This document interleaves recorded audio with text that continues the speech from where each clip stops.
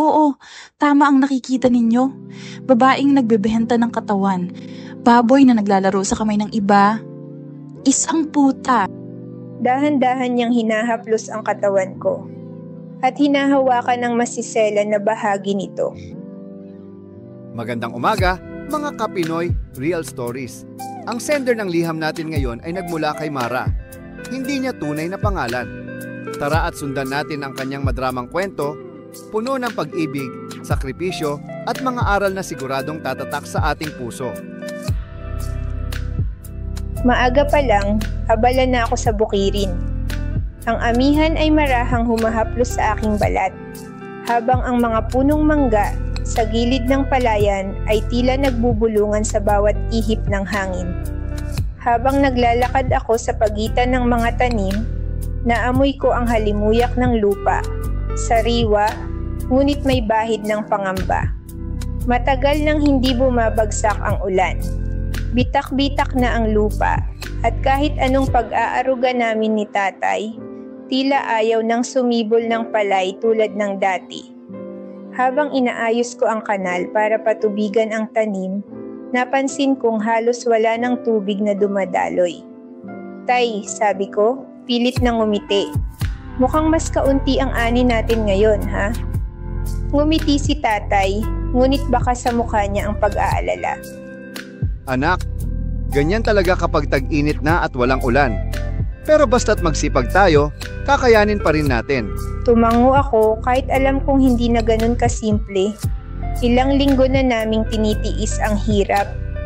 Kaunting bigas, kaunting ulam, at gamot na halos hindi na namin mabili para kay tatay. Madalas siyang umuubo at tuwing gabi, naririnig ko ang kanyang hingal habang nakahiga. Habang naglilinis ako ng mga kagamitan, dumaan si Aling Sela, dala ang ilang kakanin. Anak, mukhang masipag ka pa rin kahit ganito ang panahon, sabi niya, at inabot ang maliit na basket. Kumain ka muna, huwag puro trabaho. Ngumiti ako. Salamat po, Aling Sela. Ngunit kahit sa bawat kagat ng kakanin, ramdam ko ang bigat ng sitwasyon namin.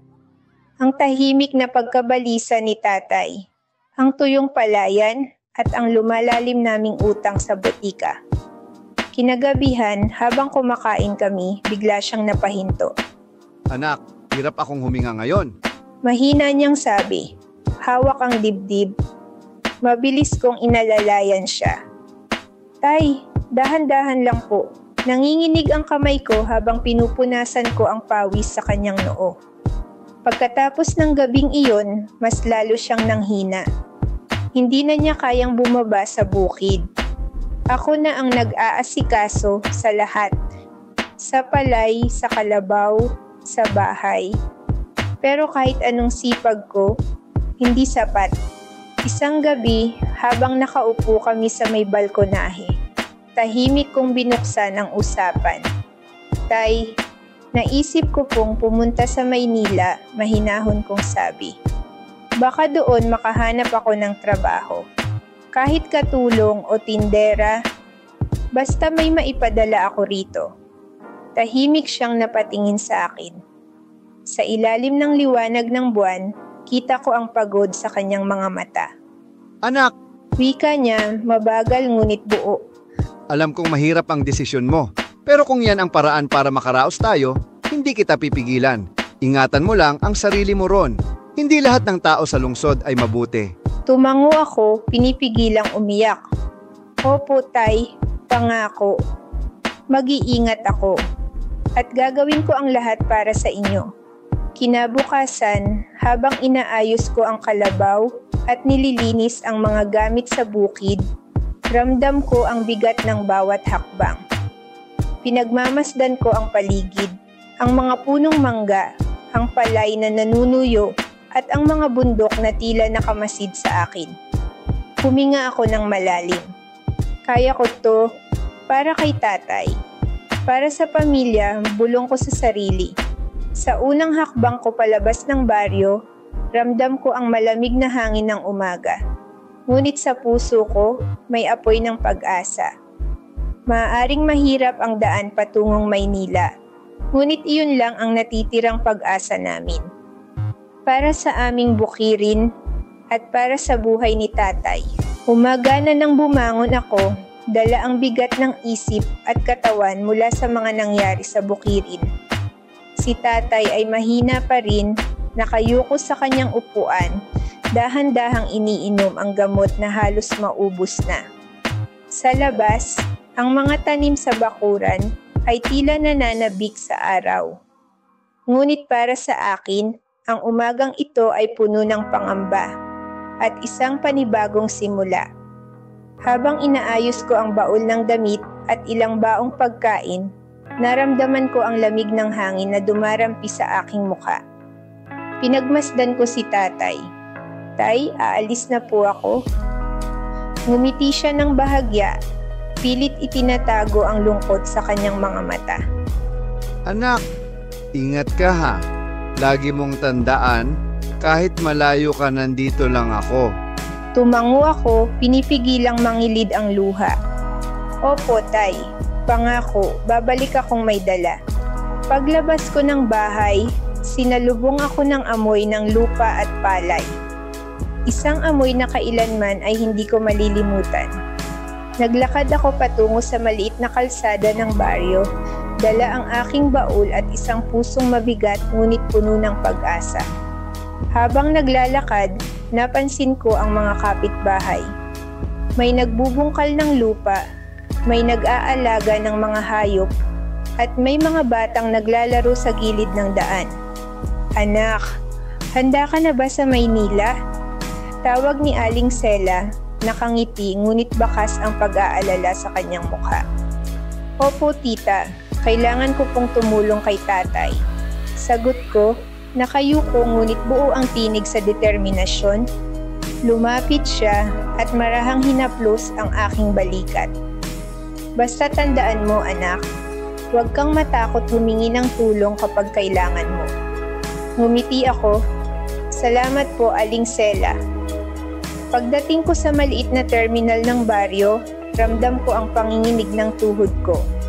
Sa bawat hakbang papunta sa bus, unti-unting bumibigat ang dibdib ko. Natanaw ko ang mga bundok sa malayo. Tahimik, tila nagbabantay. Sa isip ko, pinabaon ko ang huling tanaw ng aking tahanan. Pagsakay ko sa bus, agad akong sinalubong ng amoy ng usok, pawis, at init ng katawan ng mga pasahero. Isang mundong hindi ko nakasanayan, maingay, magulo, at buhay na buhay. Umupo ako sa tabi ng bintana at habang umaandar ang bus, pinagmamasdan ko ang tanawin. Ang mga bukirin na unti-unting napapalitan ng mga bahay, tindahan at palengke. Ang bawat paglipas ng tanawin ay parang paalala na unti-unti ko nang iniiwan ang katahimikan ng aming baryo. Ang daming tao pala dito, mahina kong bulong, halos marinig lang ng sarili kong takot at pangarap. Sa gitna ng biyahe, may umupong babae sa tabi ko. Maiksi ang buhok, may backpack at mukhang sanay sa biyahe. Hoy, Bati niya nakangiti. ikaw ba yung bagong pasahero galing probinsya? Opo, sagot ko, bahagyang nahihiya. Maghahanap po ako ng trabaho sa Maynila para kay tatay. Ngumiti siya. Ah, ganun ba? Ako nga pala si Jenny. Diyan din ako nagtatrabaho, sa palengke. Huwag kang mag-alala, tutulungan kita makahanap ng paraan. Nakangiti ako, bahagyang gumaan ang pakiramdam ko. Salamat Jenny, hindi ko po alam kung saan ako magsisimula. Basta't may tiwala ka sa sarili mo. Sagot niya. Kaya mo yan. Habang papalapit kami sa terminal ng Maynila, ramdam ko ang pagbabago ng hangin. Mainit, maingay at mabigat. Sa labas ng bintana, bumungad ang mga matataas na gusali. Kutsing nag-uunahan at mga taong nagmamadali sa kalsada. Ang tunog ng mga busina, sigaw ng mga tinderang nag-aalok ng paninda, at ilaw ng mga billboards ay tila sabay-sabay na sumalubong sa akin. Ganito pala sa Maynila, mahina kong wika, pinipigilan ang kaba. Sa gilid ng terminal, napansin ko ang isang matangkad na babae. Elegante, maayos manamit, at may aurang hindi pangkaraniwan. Tahimik siyang nakamasid sa paligid, parang may hinihintay o tinitingnan. Sa di maipaliwanag na dahilan, napako ang tingin ko sa kanya. Hindi ko siya kilala, ngunit sa loob-loob ko, alam kong may papel siya sa magiging kwento ng buhay ko sa lungsod. Huminga ako ng malalim, iniayos ang bag sa aking kandungan, at pinilit ngumiti. Kaya ko ito, kahit mahirap, kailangan ko, para kay tatay. Bulong ko sa sarili. Habang bumababa ako ng bus, ramdam ko ang halo ng takot at pag-asa. Ang Maynila, hindi lang lungsod ng mga pangarap, kundi lungsod din ng mga laban. At sa araw na ito, sisimulan ko ang sarili kong laban. Para sa pamilya, para sa pag-asa, para kay tatay. Mainit ang araw sa terminal, kahit maagang umaga pa lang. Habang naglalakad ako sa gitna ng mga tao, dala ang walis at basahan ko, ramdam ko ang kaba sa dibdib ko. Ilang linggo na ang lumipas mula nang dumating ako sa Maynila. Sa tulong ni Jenny, ang babaeng nakilala ko sa bus, nakahanap ako ng trabaho bilang janitress sa paliparan. Siya rin ang tumulong sa akin makahanap ng matitirhan malapit sa terminal. Kung wala siya, baka hanggang ngayon, naglalakad pa rin ako sa kalye, umaasang may magbibigay ng pagkakataon. Ngayon, eto ako. Nagsisimula sa bago, sa gitna ng ingay, usok, at mga taong nagmamadali. Hindi pa rin mawala sa isip ko ang pagod ni tatay at ang mga gabi ng pangungulila sa baryo, pero kailangan kong maging matatag. Habang nililinis ko ang sahig malapit sa departure gate, naririnig ko ang sigawan ng mga dispatcher, ang busina ng mga sasakyan, at ang halakhakan ng mga pasaherong papunta sa kani-kanilang destinasyon. Isang mundong malayo sa tahimik naming bukid, ngunit dito, nagsisimula ang bagong yugto ng buhay ko. Sa kalagitnaan ng pagwawalis, napansin ko ang isang maliit na piraso ng plastik na kumikislap sa ilalim ng araw. Pinulot ko ito at nang tignan ko ng mabuti, nakita kong isang ID badge pala. Napalingon ako sa paligid, nagbabaka sakaling may maghanap. Salamat. Hindi ko alam kung anong gagawin ko kung nawala ito. Sabi ng isang boses sa likod ko. Paglingon ko, isang lalaking nakasuot ng maayos na polo at may dalang maletang itim ang bumungad sa akin. Mataas siya, may maamong muka at ngiting tila kayang magpawala ng pagod. Wala yun, nahanap ko lang po. Sagot ko, bahagyang nahihiya sabay abot ng ID. Tinanggap niya iyon at ngumiti ng malinaw at magaan. Talagang mabuti kang tao. Hindi lahat ng janitress dito ay ganito kabait. Bahagya akong natawa, hindi alam kung ano ang isasagot. Salamat po. Maikli kong tugon habang pilit itinatago ang pamumula ng pisngi ko. Habang lumalakad siya palayo, naramdaman ko ang kakaibang kilig sa dibdib. Bakit ganito ang pakiramdam ko sa isang taong hindi ko naman kilala? Hindi ko siya kilala, ngunit parang may kung anong koneksyon sa pagitan namin. Isang pakiramdam na matagal ko nang hindi naramdaman mula nang iwan ko ang aming baryo. Ngunit pinigilan ko ang sarili kong malibang. Huminga ako ng malalim at ibinalik ang atensyon ko sa trabaho. Hindi pa ito ang panahon para mangarap ng kung ano. Sa ilalim ng init ng araw, muli kong kinuha ang walis at ipinagpatuloy ang paglilinis. Ngunit ngayon, may bahagyang ngiti sa labi ko. Hindi ko alam kung paano ko ilalarawan ang gulat ko nang makita ko ang aking ID badge sa sahig. Mabilis kong nilapitan ang batang babae na nakayuko. Hawak ang maliit na plastik. Ang suot niyang uniforme ay simpleng kulay asul. At sa dibdib niya, nakasulat ang pangalan, Mara. May linaw sa kanyang mga mata. Isang uri ng kabutihang bihirang makita sa mga taong nagmamadali sa terminal. Salamat, talagang kailangan ko ito.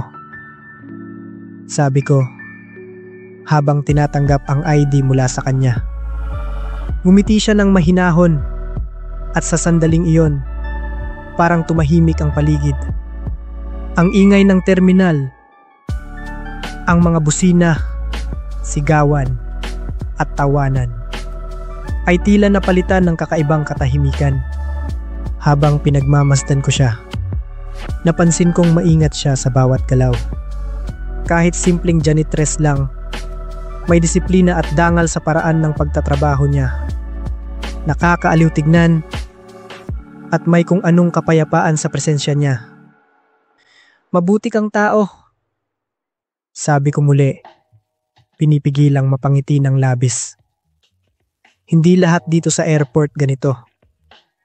Bahagya siyang tumingin sa akin. Halatang nahihiya at ngumiti lamang. Ang simpleng ngiti niyang iyon, sapat na para mabago ang buong araw ko. Habang lumalakad ako palayo, hindi ko maiwasang lingunin siya. Hawak niya ang walis. Nakayuko, ngunit may ngiting hindi ko malilimutan. Sana makita ko ulit siya. Bulong ko sa sarili. Habang tinatakpan ng araw ang kanyang siluetang unti-unting nawawala sa gitna ng abalang terminal. Hindi ko alam kung bakit, pero sa gitna ng ingay ng Maynila, parang may kakaibang simula. Isang bagay na hindi ko pa alam kung saan hahantong. Bago pa man magsimula ang aking unang full shift, ramdam ko na agad ang bigat ng mga mata ng ibang empleyado. Ang airport ay parang lungsod sa loob ng lungsod. Maingay, puno ng abala at tila walang tigil. Ang bawat tao ay may kanya-kanyang layunin. May nagmamadaling pasahero, may tahimik na naglilinis.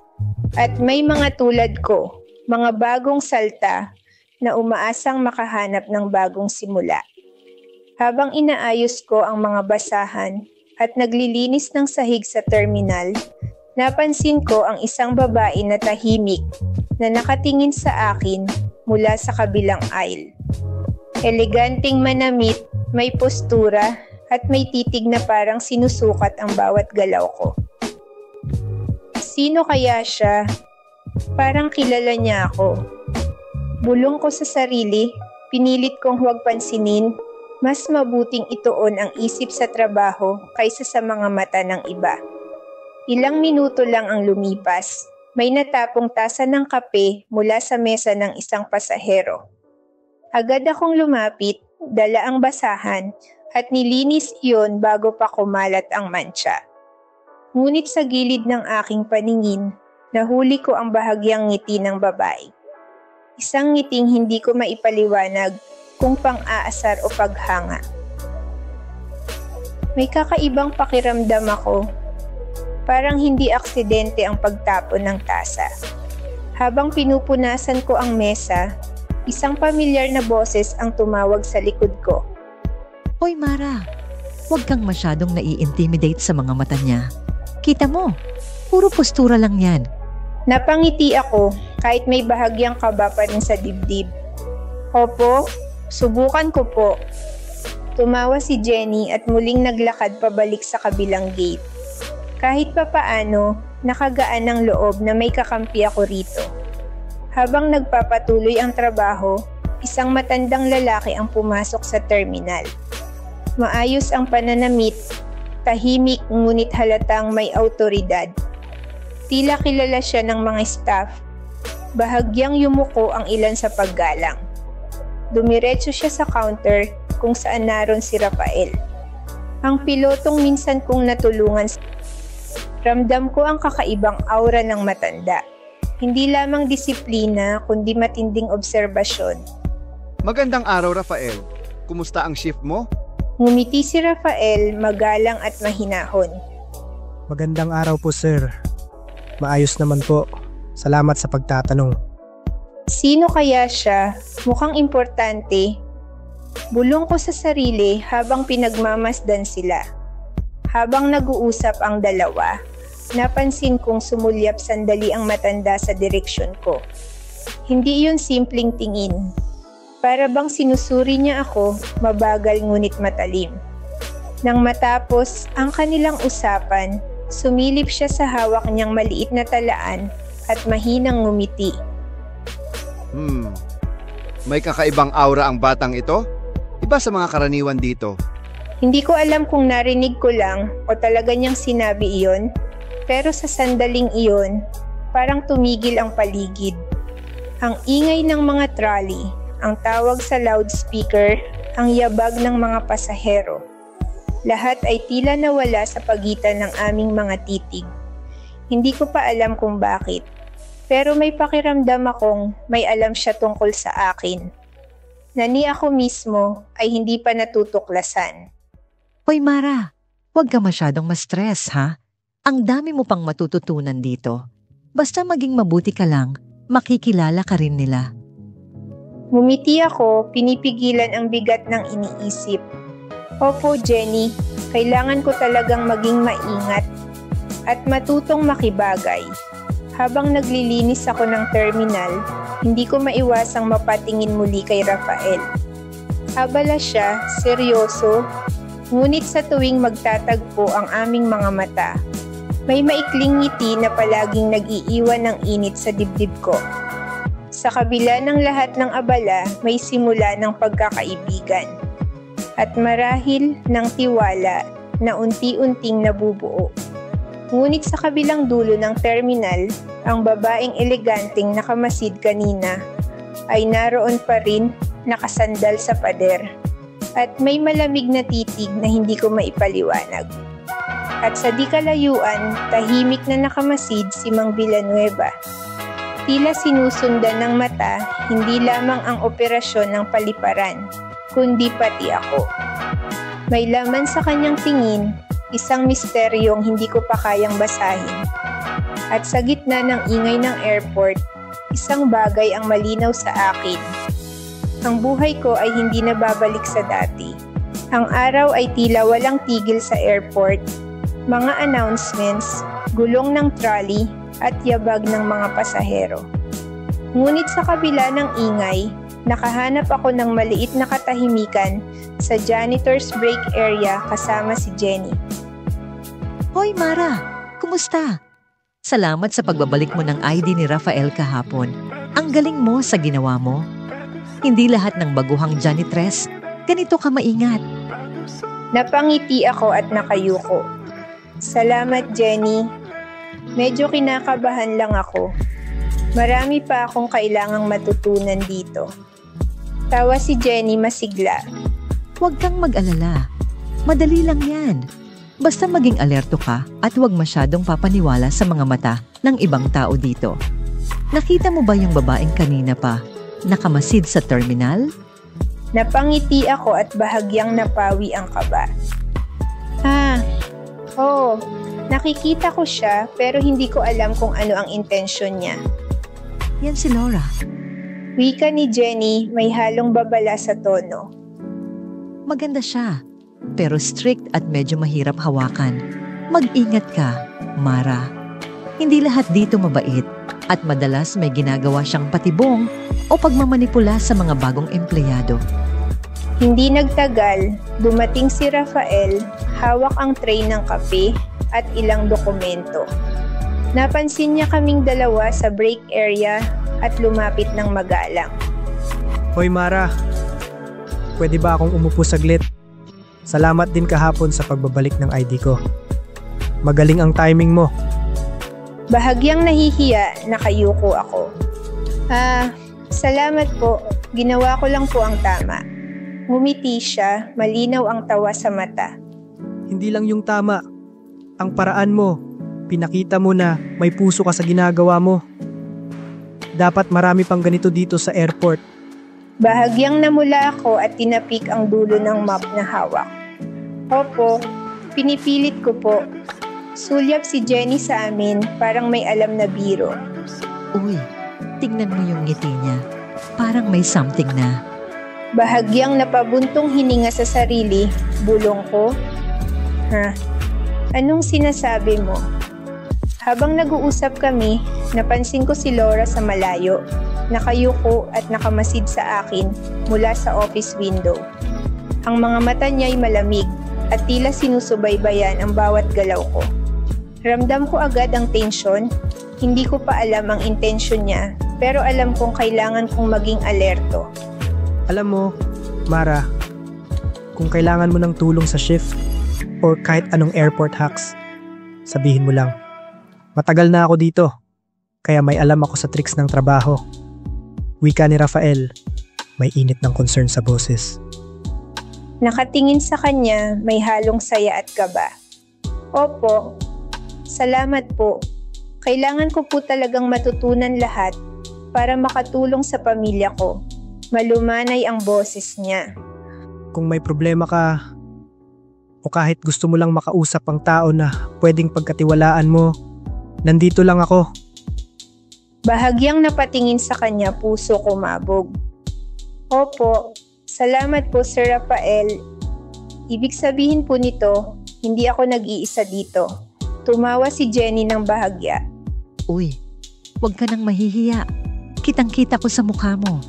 Pero tandaan mo, marami rin sa airport ang kayang maging balakid sa'yo. Tulad ni Laura. Napangiti ako, nanginginig ang kamay sa excitement at kaba. Oo, alam ko po. Kailangan ko po maging alerto at matatag. Habang bumabalik sa trabaho, ramdam ko ang kakaibang koneksyon sa pagitan namin ni Rafael. Isang uri ng tiwala at pagkakumpiyansa na hindi ko pa naramdaman dati. Ngunit sa gilid, naroon ang malamig na tingin ni Laura, nakamasid mula sa office window. Hindi ko pa alam ang plano niya, pero ramdam ko na may paparating na pagsubok. Bawat hakbang sa terminal ay parang paalala. Kailangan kong maging matalino, matatag at may puso. At sa bawat tingin ni Rafael, may maliit na liwanag ng pag-asa na unti-unting pumapasok sa madilim na simula ng aking bagong buhay sa lungsod. Ang araw ay tila mas mahabang hamon ngayon. Sa bawat sulok ng airport, ramdam ko ang mabilis na agos ng buhay. Mga pasaherong nagmamadali, trolley na tumatakbo sa marmol na sahig, at tunog ng announcements na hindi matigil-tigil. Ngunit sa kabila ng lahat ng ingay, may kakaibang pakiramdam akong naramdaman sa mga mata ng ilang kasamahan ko. Bakit parang pinagmamasdan ako? Wala naman akong nagawa. Baka iniisip ko lang. Habang naglilinis ako ng isang section ng waiting area, napansin ko ang isang lalaking staff na nakatingin sa akin. Parang may kilala sa mukha ko. Hindi niya nilapitan agad, ngunit ramdam ko ang kanyang tingin. Parang may pinagmumulan ng tanong sa kanyang isip. Hoy, pasensya na anak. Parang may kilala akong mukha sa'yo, pero hindi ko maipaliwanag. Nakayuko ako, bahagyang nahihiya. Opo, siguro po. Wala lang po siguro. Hindi nagtagal, dumaan si Jenny, dala ang kape at biskwit. Hoy Mara, tingnan mo. Kahit papaano nakilala ka na ng iba. Alam mo, may aura ka talaga na nakakaakit ng pansin. Napangiti ako, nanginginig ang kamay. Opo, medyo nakakatakot lang. Parang may lihim na nakatingin sa akin. Sa gitna ng abala, dumating si Rafael, hawak ang clipboard at tila abala sa sariling gawain. Ngunit napansin niya ang kakaibang reaksyon ng ilang staff at lumapit ng maingat. Mara, okay ka lang ba? Napapansin ko na parang may nagtataka sa'yo kanina. Opo, medyo kakaiba lang po ang pakiramdam.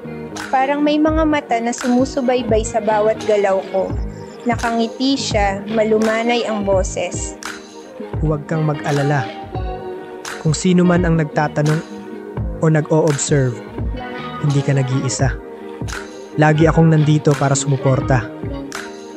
Habang nag-uusap kami, napansin ko sa isang counter ang isang folder na naiwan. Lumapit ako at dahan-dahang tiningnan. Sa unang sulyap, pamilyar ang laman, mga dokumento at larawan na tila may kahalagahan sa ilang kilalang tao sa lungsod. Hindi ko pa rin maintindihan kung paano napunta iyon roon, ngunit ramdam ko agad na may mahalagang bagay na nakatago. Ano ito? Bakit parang pamilyar ang mga mukha? Hindi ko rin kilala, pero parang may halaga ang mga ito. Bulong sa sarili, nanginginig ang puso. Malumanay, nakatingin sa akin si Rafael. Ano yan? Mukhang seryoso. Hindi ko pa po alam, pero ramdam ko, may mahalagang bagay dito na kailangan kong alamin. Sagot ko. Malinaw ngunit may halong kaba. Ang araw ay tila payak sa simula. Ngunit sa bawat pag-ikot ko sa terminal, ramdam ko ang maliit na init ng inggit sa dibdib ko. Napansin ko siya, ang bagong hired na janitress, si Mara. Kahit ilang araw pa lang siya sa airport, tila lahat ay napapatingin sa kanya. At higit sa lahat, ramdam ko ang kanyang lumalapit na koneksyon kay Rafael. Bakit siya? Bakit siya ang napapansin? Ako naman ang matagal nang naririto. At hindi lang basta empleyado. Ako ang heir ng airport at mataas na posisyon dito. Alam niya ba yon? Bulong ko sa sarili. Halatang may hinanakit at galit. Dumaan si Jenny sa tabi niya. Abala sa pakikipag-usap at pagtulong. Kitang-kita ko ang mga ngiti at maliit na pagkilos ng pagkakaibigan na naiiba sa akin. Parang gusto kong kumuwala. Pero kailangan kong manatiling maayos sa publiko, sa mga mata ng mga pasahero, ng mga empleyado, at sa lahat ng nagmamasid. Lumapit ako ng may bahagyang ngiti na parang inosente, ngunit may tinatagong talim. Uy Mara, ang ganda mo naman sa uniform ng janitress. Malumanay kong sambit, may halong pangungutya. Pero ingat ka, baka masyado kang maging sentro ng atensyon at makalimot sa trabaho mo. Alam mo, hindi lahat ng nakakaakit ng pansin ay may pribilehiyo at kapangyarihan tulad ko. Ako ang tagapagmana ng airport na ito at mataas ang posisyon ko dito. Alam mo yon? Napangiti siya, ngunit halata ang pagkanerbiyos. Hindi ko mapigilan ng maliit na kasiyahan sa aking sariling puso. Nakikita ko siyang nag-aalangan, nag-iingat, at alam kong may maliit na tensyon na nararamdaman. Lumapit si Jenny, tila hindi alam ang daloy ng tensyon. Kailangan mo rin ba talagang magbantay sa kanya ng ganito? Jenny, sabi ko, nakangiti ng mapanlin lang. Basta, nakakainggit lang, di ba? Minsan may mga bagong mukha na biglang napapansin ng lahat kahit wala namang karanasan. Pero ako ang tagapagmana ng airport na ito. Lahat dito ay may alam kung sino ang nakaupo sa itaas. Sabi ko, bahagyang nagtataas ng baba, ipinapakita ang pride at superiority ko. Napatingin si Jenny sa akin, may bahagyang pagka-alarma. Ramdam ko na napapansin niya ang init ng paninibugho ko, pero hindi niya alam paano lalapit o lalayo. Sa bawat galaw ni Mara, bawat sulyap sa paligid, bawat maliit na pagkilos, ramdam ko ang maliit na pagtaas ng sarili kong kapangyarihan. At ramdam ko rin ng mga pasahero sa paligid ang tensyon. Hindi nila alam ang lahat, pero nakikita nila ang malamig kong tingin, ang paraan ng pagyuko ko ng bahagya sa sarili at pagkatapos ay panlalait ng ngiti sa kanya. Alam mo, Mara, sabi ko ng mas mababa ang boses para lamang marinig niya. Ang pagiging bagong hire ay madalas nakakaakit ng simpatya. Pero hindi lahat ng nakakaakit karapat-dapat sa lahat ng titig. Ako, isa akong tagapagmana at mataas ang posisyon dito, kaya ako ang nakaka-impluwensya sa lahat. Hindi basta-basta makakaabot sa akin. Napansin ko ang maliit na pangamba sa kanyang mata. Parang natutunan niyang laging maging maingat. At iyon mismo ang gusto ko, makita siyang nag-aalangan sa bawat hakbang, sa bawat galaw sa ilalim ng aking mata.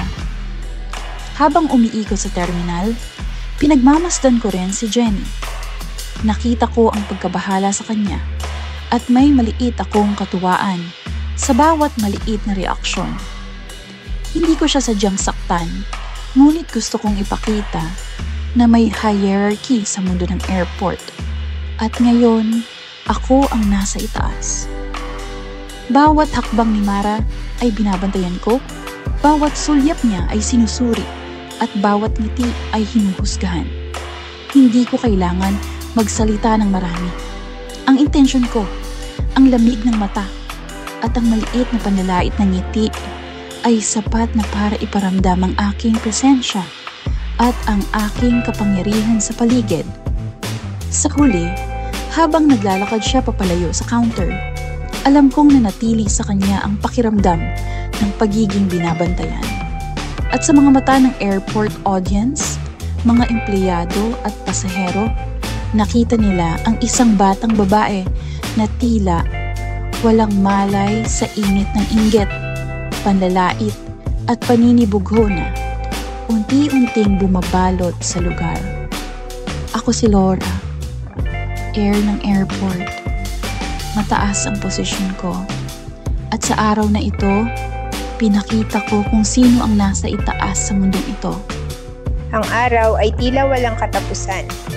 Pagkatapos ng insidente kanina sa airport, ramdam ko pa rin ang init sa pisngi at ang panghihiya na bumabalot sa akin.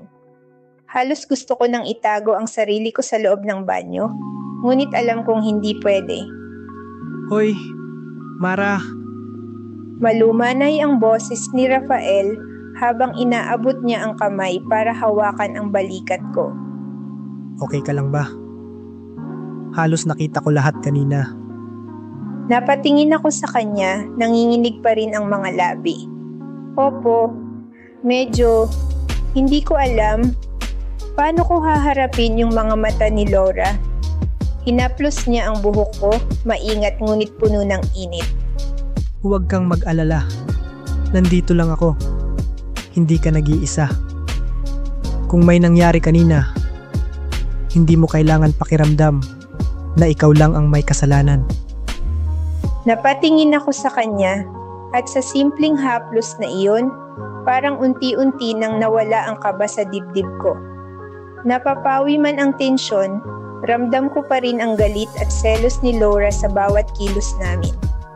Hindi nagtagal, narinig ko ang malakas na tawa at ang paglapit ng mataas na takong sa likod ko. Si Laura. Uy Mara, nakita ko kung paano ka nilapitan ni Rafael. Nakakatuwa naman, di ba? Para bang ikaw lang ang pinapansin niya. Maingay niyang sambit. Halatang may halo ng pangungutya at selos. Napatango ako, nangingitim ang mga mata.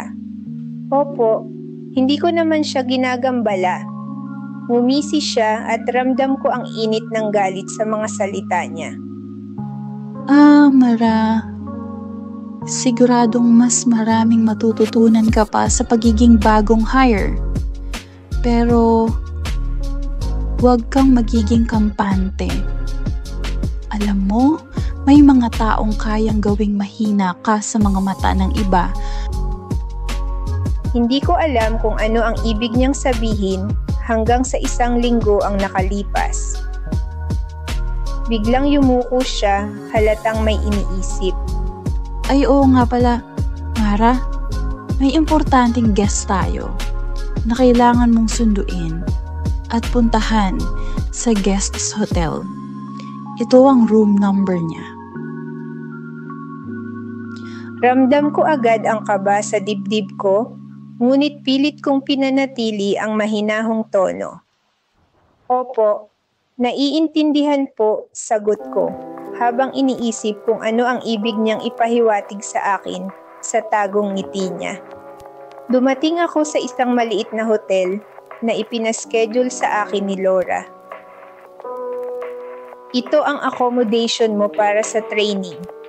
Sabi ng receptionist, halatang formal. Wala akong ideya kung bakit tila kakaiba ang pakiramdam ko sa lugar na yon. Pagpasok ko sa kwarto, may isang matandang lalaki na biglang lumapit. Ikaw yung bagong janitress? Halika, tutulungan kita sa mga gamit mo. Halatang may malisyosong ngiti. Tumayo ako ng mabilis, nanginginig. Opo, ano po ang gagawin natin dito? Ngunit tinulak niya ako papunta sa sopa. Panay ang tingin niya sa katawan ko. Halos mawala ako sa takot. Dahan-dahan niyang hinahaplos ang katawan ko. At hinahawakan ng masisela na bahagi nito. Nang biglang, Mara, are you okay? tanong niya habang niyayakap ako. At ramdam ko ang mga luha ko na bumabalong sa pisngi. Mahigpit akong niyakap ni Rafael. Opo, salamat po. Hindi ko alam kung ano ang mangyayari kung hindi ka dumating. Nanginginig akong wika, hawak sa mga kamay niya. Okay lang, Mara. Nandito lang ako. Malumanay niyang sambit, pinapawi ang kaba sa katawan ko. Hawak pa rin ako ni Rafael at sa bawat haplos niya, ramdam ko ang init ng proteksyon at ang pangako na hindi niya ako pababayaan. Hindi ka nag-iisa. Sabi niya at ngumiti ng malumanay. Nakita ko na naman si Madam Laura. Si Mara naman ang tampulan ng galit niya. Tahimik lang akong nakatayo sa gilid. Pinagmamasdan sila. Sinusubukan intindihin ang bawat kilos ni Laura. Halatang selosa at galit siya dahil kay Mara. Parang lahat ng tingin at atensyon ni Rafael ay nakatuon sa bagong janitress. Hoy Mara, siguraduhin mong sundin ang utos ko. Ha? May importanteng guest tayong kailangang puntahan sa hotel. Ang tinig ni Laura, malamig at may halong pangungutya.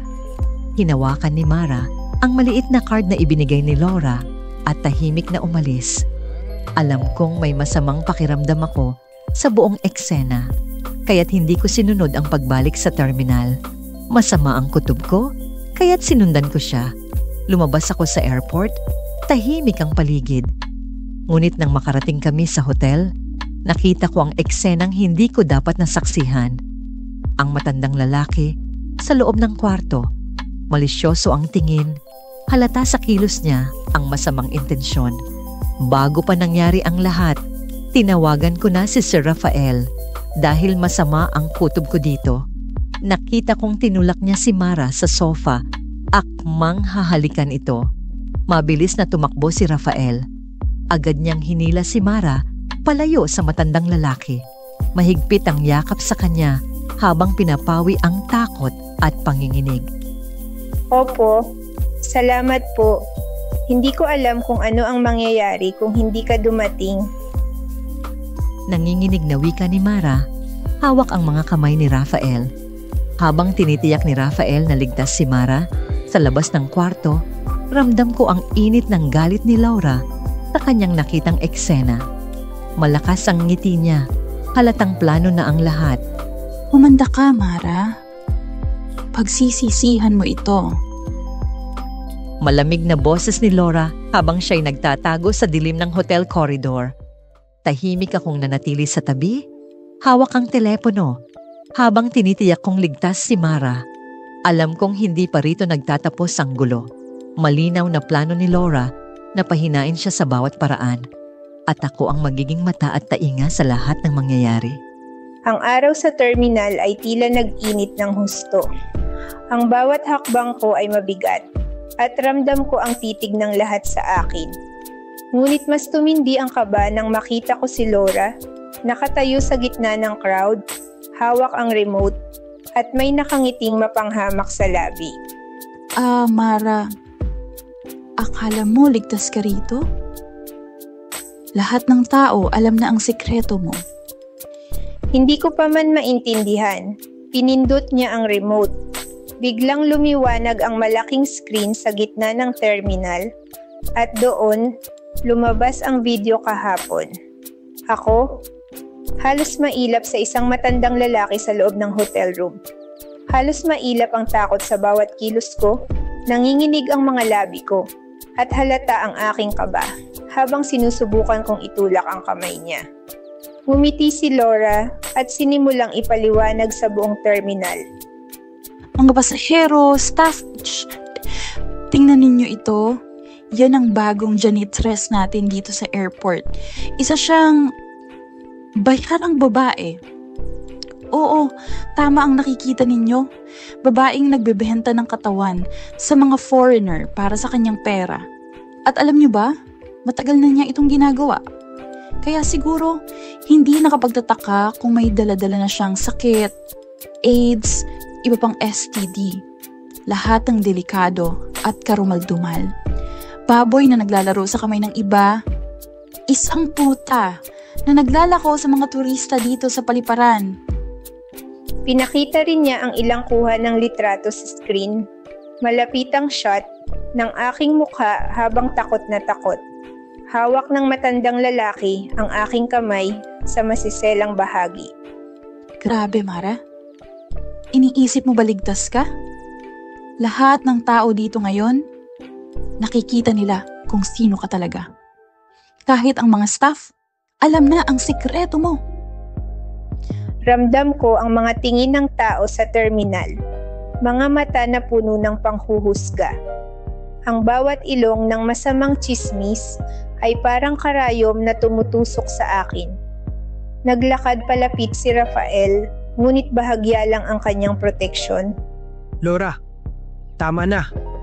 Sigaw niya, ngunit ramdam kong hindi sapat ang ginawa niya para itigil ang panghahamak. Hindi ko naman ginusto ito.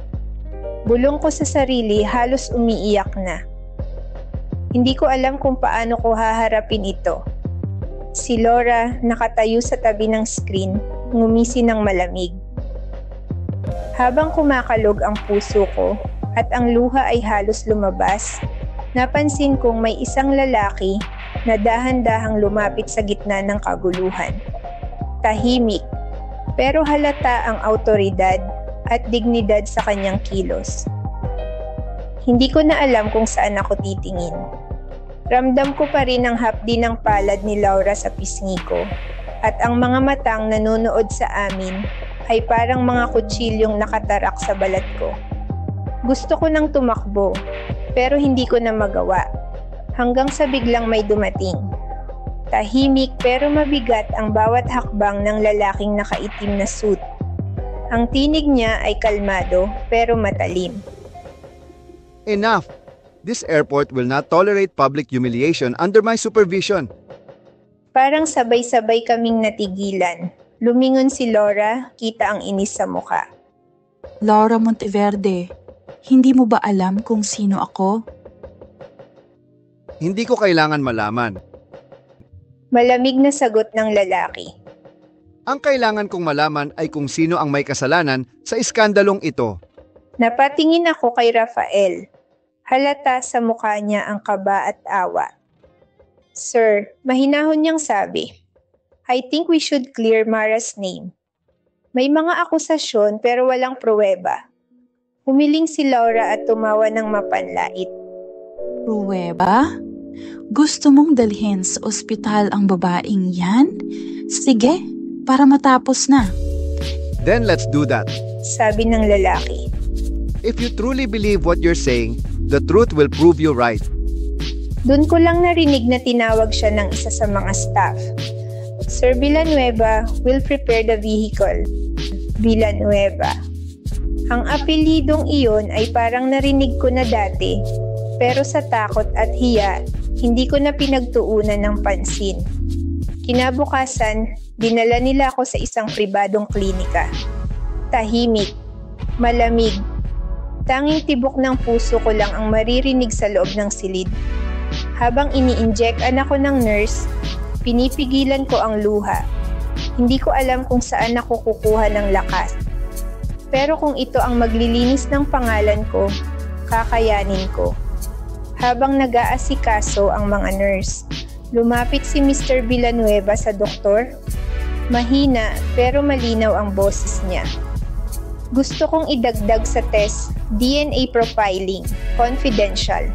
Hindi ko alam kung bakit kailangan pa ng ganun, pero hindi na ako nagtanong. Gusto ko lang matapos. Kinabukasan ulit, pinabalik kami. Tahimik ang silid, nakaupo si Laura, nakataas ang kilay. Si Rafael naman ay halatang kinakabahan. Pumasok si Mr. Villanueva, hawak ang isang puting sobre. Here are the results. Naramdaman ko ang kaba, parang gusto kong pumikit. Una sa lahat, Tumigil siya saglit, malinis ang lahat ng medical results ni Miss Mara Santos. parang huminto ang oras, nakatingin lang ako sa kanya, hindi makapaniwala.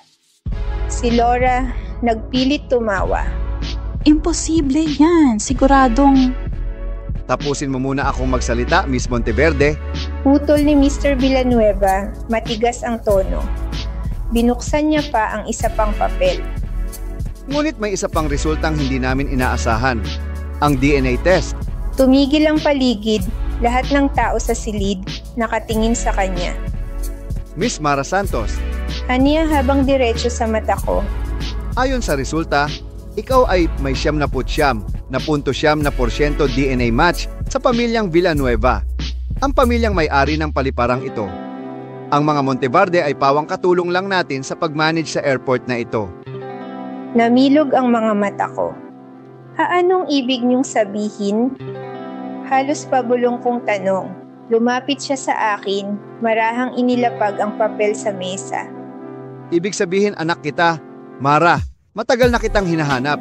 Hindi ko alam kung anong naramdaman ko. Parang lahat ng dugo sa katawan ko ay umakyat sa ulo. Si Laura ay napaatras, nanlaki ang mata, at si Rafael tumitig sa akin na parang may halong gulat at tuwa.